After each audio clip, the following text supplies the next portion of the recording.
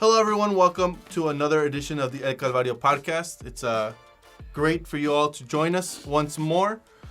Today, we're going to continue on with our topic of dating, of relationships, of, I guess, this month of love in February.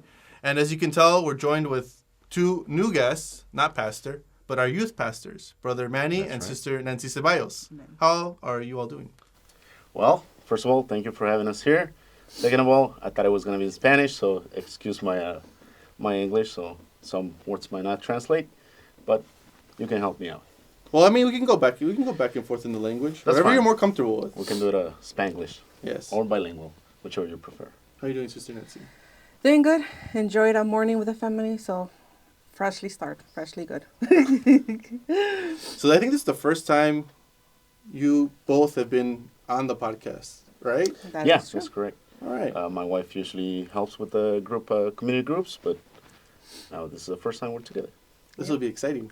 We'll see how it We'll goes. see. We'll see how this goes. See what happens. So before we get started, I just want to say, again, thank you all for watching. And if you could, just please continue to subscribe, follow, like, share this podcast. Right? We want to get it across the globe, as you can say. It reaches as many people as we can. So just keep on doing that, and I will be forever grateful for that. With that being said, let's get into this a little bit. All right. Right? You guys are the youth pastors here at El Calvario. What exactly does that mean? Well, that means a lot. Actually, many people don't take into account the youth or take into account the young people, and therefore many times they just leave them behind. What do I mean by that? Sometimes churches, or I don't want to throw anybody under the bus, but concentrate in like the older souls or bringing in new souls, but sometimes they leave the youth behind. Yeah. Which, for us, that's a big thing, because they're behind us, they're always there, and they gotta learn from us. So we as youth pastors, we have to teach them so they can grow, so they can understand, and they can have a relationship with God. Also, any activities that we have, youth takeovers, youth rallies, extra activities like bowling or skating, or any of any of that stuff. We help them out. My wife organizes. We take them out. There's other people helping us out, like you, Hermano Isaí, Hermana Becky, and other people helping out. And that's a great help for this church. So that's what we do. We help the youth to keep growing in the ministry. I don't know if my wife wants to add anything to it. No, I have a burden for them and like to teach them to know God as their God, not as the God of their parents or whoever brings them here. So I think that's my role in it.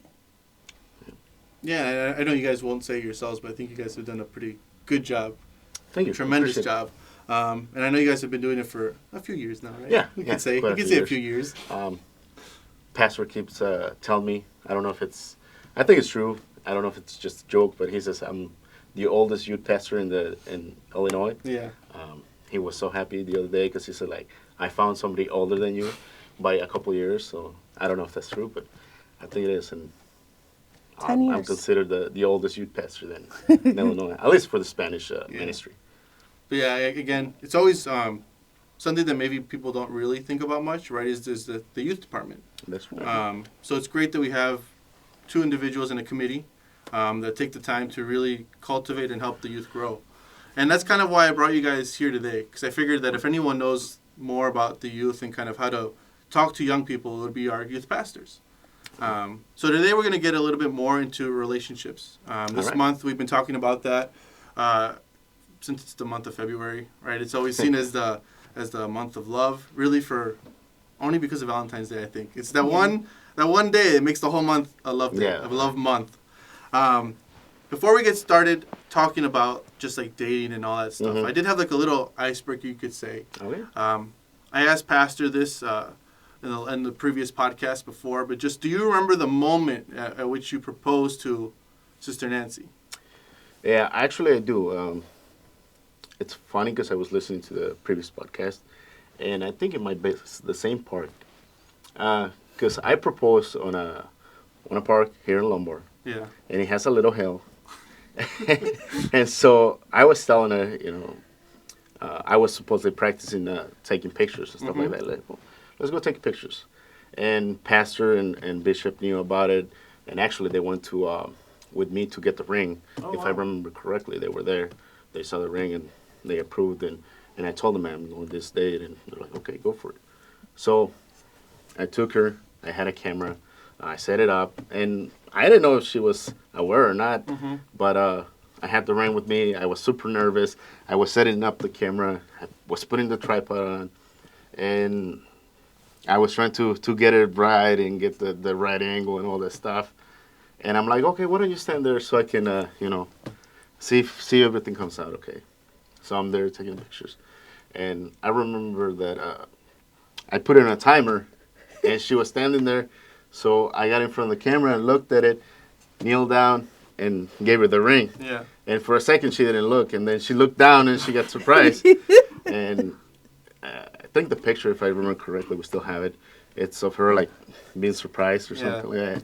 But, yeah, that's exactly how I remember it. I don't know if she remembers it differently. Maybe it was just chaos. No, I remember we were at church. It was a Sunday, and we were at church, and there was no food left for us to buy. So he's like, oh, let's go get Wendy's. It was Wendy's. So my engagement dinner was Wendy's. It was a hamburger. I don't know why I remember that. I remember that little detail. And the part of the pictures, I don't remember much of that. I don't remember he had a stand with a camera, and then he popped the question. And as I remember. That's my part of the memory. She remembers different, but I don't remember anything about Wendy's. That's probably how nervous I was. I don't remember about Wendy's. So that was my experience. But and she said yes. So or else you guys wouldn't. No, yeah. She said yes right away. So did you have like a hobby of photography before? Like, you I didn't find did. it suspicious? Actually, I used to have quite a few cameras. And, okay. I like doing that, and then I put that aside. Yeah, so it wasn't just something. It wasn't just something random. No, it was because I felt like if that was like. You would have been like, what are you talking about, no. photos? He would carry cameras everywhere. I remember that until I broke it. Yeah, that's true. I do remember that. Like every youth conference or every youth service or whatever I would go out and take pictures. That was like my thing. And then we would upload it to the internet. Yeah. And that's how we would share our pictures. So, and one day she's like, oh, let me borrow your camera. I was like, okay, don't break it. It goes right in the floor and breaks it. She hasn't bought me any one till this day. No, sorry. So that's probably why my hobby stopped. Right there. You don't want any more broken cameras. So that's probably what happened. And did you? It's very fascinating how we get nervous, right? When you're gonna propose, even though in your mind you're probably like, well, she's probably. I mean, there's like a almost 99% certainty that she'll say yes, but you're still nervous. Yep. Right? You're still nervous of that moment. Because it's the next step in that relationship. So it's just something fascinating that I think every person has gone through, right? That moment right before you ask the question, I'm pretty sure the nerves are like the all-time high there. Yeah, that's correct. Because like I said, some stuff I don't remember at all. I just remember being clumsy and trying to set it up, and I wasn't even like the camera wasn't even set up right, and so the pictures were a little blurry. But I still have them. I have him somewhere, but I was nervous for that. Yeah, and I remember I mentioned the story of when I did it in the previous podcast as well. But the one thing I didn't mention is in my mind I had like a speech almost ready. Like I'm gonna say these words in this way. It's gonna be perfect. It's gonna sound amazing. In the end, I kind of flubbed my words and kind of just said it, not any way in the way I had planned. Yeah. So it just goes to show, like, you just get nervous. Yeah, you have this whole speech and it just comes out. Yeah, you have a Remember moment. me? You have a whole thing in mind. She's so weirded out. Like, what happened? Yeah, that's exactly right. But, yeah, it happens. So let's get into this topic then. Again, we brought you guys here because y'all are the youth pastors. Mm-hmm. And so we wanted to talk a little bit more of dating, right? Mm-hmm. Focus a little more towards the youth and kind of just... I guess you could say like the do's and don'ts or the things to look out for when you're dating. Okay. Because it's something that obviously in a relationship you want to, at the end of the day, you're trying to find someone that goes well with you. That's right. Right? So if you kind of just quick overview of just like what would be a dating scenario, I guess what does that look like in the church? Well, it's kind of funny that you guys chose us to be giving some advice. 'Cause Yeah. Let me put it out there. I didn't have the best dating kind of deal. We started off as basically talking to each other after services and hanging out, more like friends. I don't know if she's gonna remember this, but I was trying to date, trying to look for somebody, but just like Pastor said last time, trying to look somewhere else when in reality everything was here at home. Yeah. So what was I looking for?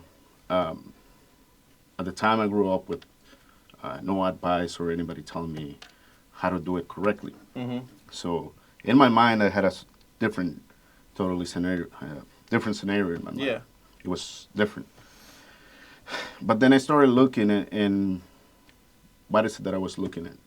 Somebody that was seeking after God. Somebody that wanted to worship. Somebody that wanted to pray. Somebody that wanted to spend time with God. And yeah, like I said, I personally was looking outside when everything was here at home. Somebody that wants to seek God. That constantly wants to be, like I said, praying. Wants to be there at the youth services. Wants to be there at services. When they have practice, when they have music practice. Or there's a play or something, she's ready to help out. She's ready to serve. So that's one of the advice I can give out. So look for somebody that's after God, basically. I think that's pivotal, right? We mentioned that before, but just that's like the foundation of everything, I think. If you want to try to find, if you're dating someone, that's one of the characteristics you should really look out for, no? Yeah. It's just how is their relationship with God? How is their demeanor at church, I guess you could say, when they come to their church. When they come to church, are they coming because their parents are forcing them? Yeah, Or are they coming because they want to build that connection with God? I think that's something that's pivotal. That's something that people always should look out for. If they're dating or if they're interested in the other person, right? Yeah. That should be like one of the first things you should look out for. I don't know if my wife wants to add anything about that. I mean, what I've learned, and from teaching and talking and things I've experienced, like anything we do, we have to do it for the glory of God. So why would dating not be it? Like if we start like just what we want, it's not gonna glorify God. So why are we even getting in there? So that's what my mindset goes. And since I'm a woman, I guess it's a different side than what is in a man. Yeah. So then, what are some like do's and don'ts, I guess you could say, for dating? Well, I want to say like look at Proverbs. Proverbios. It teaches you a lot about how to look for a woman, cómo buscar una mujer que esté correctamente en el camino de Dios. That is in the seeking after God. In Spanish, there's a verse which I actually have que says, "El que haya esposa haya el bien y alcanza la benevolencia de Jehová." So, estás buscando esposa que sea agradable delante de los ojos de Dios, que sea agradable delante de ti. I lost my train of thought. But basically, yeah, the Bible gives you a lot of guidance on how to look for somebody, how to look for that woman. The Bible also tells you be careful with the women that en español te da diferentes, que es rencillosa, que siempre está, what's the word, that she's always nagging. So cuidado con eso porque vas a sufrir. You're going to suffer in your life. So look at the Bible, what the Bible tells you. Look at Proverbs. Look at what God tells you in Genesis. The man should look out for a woman. Go and seek out a woman. Right? Ves y busca a alguien. Sal de tu padre, de tu madre, y ves a buscar a alguien. Alguien que sea honorosa, alguien que esté en el corazón de Dios, alguien que esté buscando de Dios, que no sea rencillosa. You're going to have to translate this, by the way. That will be fine. Or we can put subtitles. But, yeah, be careful with that because the word says that it is hard to live with somebody like that. So be careful with all this stuff. And if you need more specific advice, you can come up to us. We can give you Bible studies. We can give you books, what to read. We can give you material, what to read. We can give you stuff that we have here. My wife has taught. I have taught. Pastor has taught it before. So there's plenty of material out there if you have questions about it. If you see a señorita in the church and you want to talk to her, how do you approach her? What do you do? How do you go and talk to the pastor? Which is one thing that you have to do. If you're looking for somebody, talk to the pastor. Talk to your pastor. Hey, a esta señorita, ¿cómo hablo? Necesito su guía de pastor. That's why we have pastors. Después, pues, si todo está bien, empezar a hablar con la señorita, start talking to that young lady. Now, if she doesn't want to talk to you, then there's a whole different issue. Yeah. But if everything goes right and you start dating, go to the father. Go with the father. Don't just leave the father out of this. So, or go to a father figure that she has. So somebody that you can talk to, and if the father approves, the pastor approves, go for it. But if not, just leave it alone. Because then again, you will have issues. You will have trouble. You will suffer. I don't know what else I can add to that, but I think that's something important to remember, is that if pastor thinks, oh, maybe this isn't a good idea, he's not saying it to be mean, right? He's not saying it to be like, no, you shouldn't be doing it. He's trying to guide you because he wants you to go on the right path. That's correct. Right? So, yeah. Always seek for your pastor's advice. Don't go out just blindly thinking you can do everything. Yeah. Because I can say this for myself. Yeah, sometimes when I was younger, I made those mistakes and it didn't work out. But once I looked for my pastor's advice, then yeah, everything lines up. So then, Sister Nancy, for the ladies' perspective, dating's a little bit different, right? Because for the most part, the man is usually, well, I guess it should be, that makes that first step. So as a lady, what kind of would be like the do's and don'ts in terms of dating for that? I personally think that as women, we need to control our emotions and what feels right. And then, I mean, it's true. And then actually see if that man, first of all, like we say, the order of the parents, the pastors, be under authority. But if you see that the man is lazy, doesn't want to work, is waiting for you to do something of your life, so that man can depend on you. I mean, we're seeing red flags there. I personally believe, the man is the head of the household. If you're gonna be dating, you're dating for the purpose of marriage. So once you start dating, the man or the young man that's courting you doesn't have, the ambition, takes you out on dating, you have to pay, such things, just something that you always see that the man takes the lead, and I don't want you to be like, do what the man says tampoco, but, there's always a limit of how God intended marriage eventually to be. So, like, the woman needs to be open, with the eyes open to see, okay, I can see this man is godly, it depends on God and all that. That's what I tell all the young ladies, make sure that personally you're ready for the commitment of marriage, and then you're ready with your pastors and parents' guidance and all the approval. Yeah, she brought a very good point. If you're dating, it is with a purpose. It's not just for fun, or it's not just like I have nothing else to do. If you're looking for somebody and you're dating, it's because you want something serious. There's a saying in Spanish, I don't know if it translates well, but no vas a andar por todo lugar tratando todos los frutos de los árboles. So it doesn't work out that way.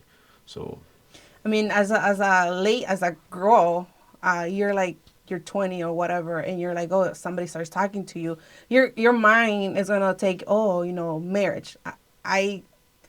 That's why, like, you're first, like, you start dating, you're like, oh, so happy, it's everything, love isn't there. You just want, you want to get married. But if the man is not ready for that, so then why get in that situation to begin with? Yeah, and it's something we spoke about previously with pastors. Well, there's a maturity required for dating, right? Like almost like a readiness, a preparedness, you could say, of just being ready to go, I guess you could say, right? So it's always something to keep in mind as well for anyone that's interested in dating, is just the maturity level. Yeah, that's correct. Right? Because again, there is a purpose for it, Mm-hmm. right? There's a reason why you're dating. So you got to be prepared for all of that stuff. Yeah, you want to be spiritually, emotionally, physically ready. Mm-hmm. I mean, that's why we have certain guidelines here, where you have to be ready for that, not just for you do it for fun or just because I have no time or this or that. Yeah, I mean, like it happens and unfortunately that happens, and like I said, everybody commits mistakes, but we have to learn from that. Mm-hmm. So, and this is the advice that I give them: learn from other people's mistakes and learn from the Bible. Mm-hmm. Talk to your pastor. Seek guidance. That's why we have all this stuff here. So seek all that guidance that's here. All that let's put it this way: all those free resources, all the free knowledge, everything that's there. Come talk to somebody. Yeah. So, And something that we talked about earlier with Sister Nancy was just talking like the role of the lady in dating. I remember hearing previously before when I was dating, I guess I kind of still am, but I'm engaged now at the moment. But I think it was pastor or someone told me that at the end of the day, really the decision is the lady's, right? The lady, I mean, the guy can do everything he can courting her, this and that, but if she says no, pues ahí se acaba. Yeah, It's done that's there, it. That's it. Yeah. right? Yeah. So it's something for the ladies to remember that, right? That they don't have to, I don't want to say settle, but you don't have to just go with any other person, that's right? correct. If you're not, That's correct. if you see that this person isn't godly, right? If you see that this person maybe doesn't meet the qualities that you've been praying for, then don't do it. Yeah. You don't have to feel pressured into doing that because, again, at the end of the day, you have that say, right? If you say no, pues. Yeah. Yeah, again, that's why you need all this. You need your pastor's advice. Again, you need advice. Talk to somebody, somebody that's gone through that before. So, all the stuff is there. We have plenty of married people here. We have plenty of people that can guide you. Like I said, go to your pastors. Come to our pastor. Talk to them, and yeah. Dating should be a time where you're looking for a suitable partner. A partner that's going to help you grow spiritually. It's going to help you grow your life personally. And faith, I mean, more than anything, it's your faith. If there's no interest on the partner or whoever you're dating, courting, I just don't want to go to church, I'm lazy. I mean, that's also like, is that really what I want? Because, I mean, we're together. What he does affects me, and what I do affects him in the spiritual life. If I'm dating and I know that let's say he would not be praying, and I know that he doesn't care about going to the Bible studies, it's like, what am I going to be getting myself into? My spiritual life is going to die too with it. So, I mean... Yeah, like you said, all the red flags are there. Be careful with that stuff. También, it goes for the man. The word tells us that la mujer sabia edifica su casa, ¿verdad? La necia con sus manos la derriba. So, again, if that person or that lady that's constantly going to church, constantly praying, constantly at services, I mean, that's what you want, because then your life is going to flow. Everything's going to work out. God is going to make everything work. So, yeah, I just wanted to throw that in there. Yeah. So I guess we're almost running out of time here, but just the final thing, what would you find, or what did you find would be like, or what was the funnest part of dating for you? Do you remember any of that? Like something that was fun, that you enjoyed, or something that I guess, what did you, I guess if you were headed, what am I trying to say here? I know what you're trying to say. Yeah. It was learning new things, experiences, knowing that what she liked, what she didn't like, the fact that she knew how to cook, the fact that she cared about people, stuff like that. One thing that made it for me, I don't think I said that before. I think I only talked to my mom about it and told her about this. It was that the reason I married her, I knew that she was the one. is because one time I was really, really sick, and for some reason she made a soup for me. We met up at a park, and we had the soup there. And I'm like, okay, that's it. I mean, I prayed, I asked God for it, and actually Pastor also helped with that. Pastor and his friend, but that's a story for another day. You can ask Pastor about that. Oh my. But I mean, I have really bad memory. But one of the things I always remember is that he would go to he would hang out a lot with my older brother, and he would always go home. And my dad would always know that if he was home, like visiting us or something, my dad would say, "Where's the pan?" He would always take pan. So I guess that's something that I always remember. I guess the soup was for me and the pan was for food. That's the deal right there. It's food. That's usually what it is. I mean, he got along really good with my family. I guess, I don't know. Yeah, like I said, everything started as a friendship, and like I Yeah. said, I was looking somewhere else, but everything that God had for me was here at home. So, Well, yeah. So I want to thank you all for being here, Oh, right, on your first podcast. Hopefully not your last. Yeah, we'll see. I think learned a few things here today, right? Some do's and don'ts for dating, some advice for people to take in mind and really just remember as they take the next steps in their lives. Because again, we got to just remember that dating has a purpose, It right? does have- And I know that in today's culture, in today's environment in the world, it's kind of seen as something different, yeah, right? It's But you always got to remember, what does the Word of God say according to or in regards to dating? exactly. So thank you guys again for coming here. Thank you as youth pastors. I think the young people hopefully listen to this and really take the advice that you guys gave. Especially remembering to bring pan. Well, thank you for the invite, and I hopefully this help out. And if you guys have any more questions, you can come to the pastor, come to us, or like I said, we have material if you need more material to help out. Yeah. So, any last comments? No, just thank you for having us here. I don't know. Yeah. So thank you all again. Again, remember to subscribe, follow us, whatever podcast platform you listen on. Just follow it, comment on it, give 5 stars, whatever the platform allows you to do. And until next time, have a great day.